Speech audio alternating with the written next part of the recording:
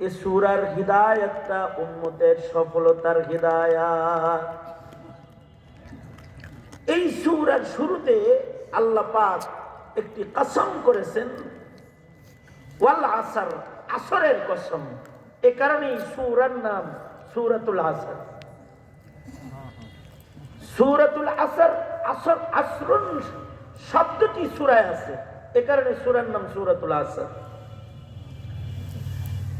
আল্লাহ পাকের শান, আল্লাহ পাক আল্লাহর কথায়ও কসম করে কথা বলেছেন।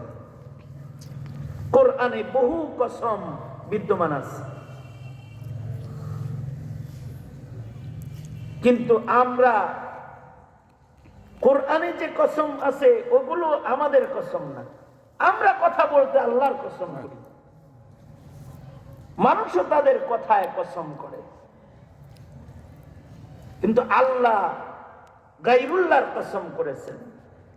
আল্লাহর সৃষ্টির ভেতরে সম্মানিত সম্মানিত সৃষ্টি যেগুলো, ওগুলোর কসম আল্লাহ কোরআনে করেছেন। অর্থাৎ আল্লাহ গায়রুল্লাহর কসম করেছেন, কিন্তু আমরা গায়রুল্লাহর কসম করা জায়েজ নেই।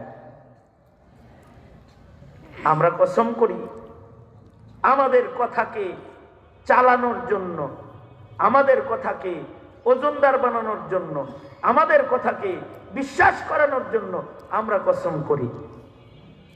তবে অধিক কসম করতে মানা।